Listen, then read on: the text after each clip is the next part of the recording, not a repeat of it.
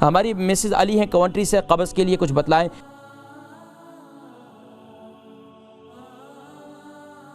جی السلام علیکم۔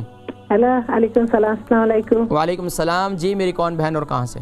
میں مسز علی کونٹری سے بات کر رہی ہوں۔ مسز علی کونٹری سے، فرمائیے۔ 2 کوشچن بولنا ہے۔ پہلے وہ کانسٹیپیشن کے لیے کچھ بتا دینا، وہ اس کو بولتا ہے فائل انگلش میں۔ دوسری وہ وائٹ لوز کرنے کے لیے ایپل سائڈر وینیگر کیسے کھاتی ہوں پیتی ہوں، آپ بول دینا۔ کس کے لیے؟ ایپل سائڈر وینیگر کس کے لیے؟ کس مرض کے لیے پوچھ رہی ہیں؟ یہ میرے لیے نہیں، کس مرض کے لیے پوچھ رہی ہیں؟ وائٹ لوز کرنے کے لیے نہیں، کس مرض کے لیے پوچھ رہی ہیں آپ؟ استعمال کرنا ہے آپ کو ایپل سائڈر وینیگر۔ چلیں میں ذکر کرتا ہوں۔ البرکہ ٹرسٹ کا منشور، آؤ غم سمیٹیں خوشیاں بانٹیں۔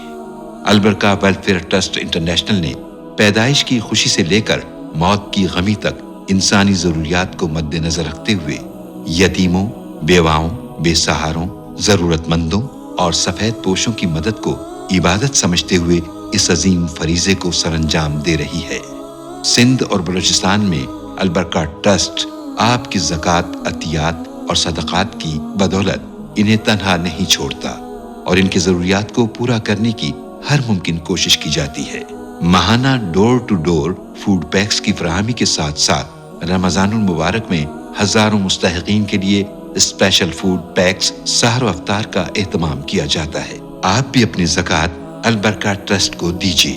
رابطہ کیجیے 0121 6677 399۔ ہماری مسز علی ہیں کونٹری سے، قبض کے لیے کچھ بتلائیں۔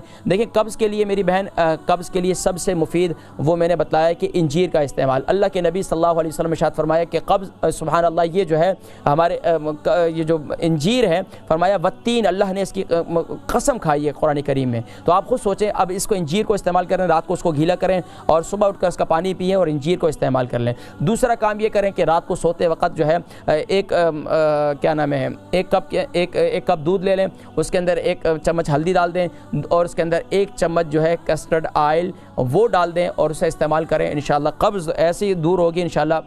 کسٹرڈ آئل انتہائی مفید ہے قبض کے لیے، تو اس کو استعمال کریں، انشاءاللہ آپ کی قبض کی تکلیف جو ہے وہ دور ہو جائے گی۔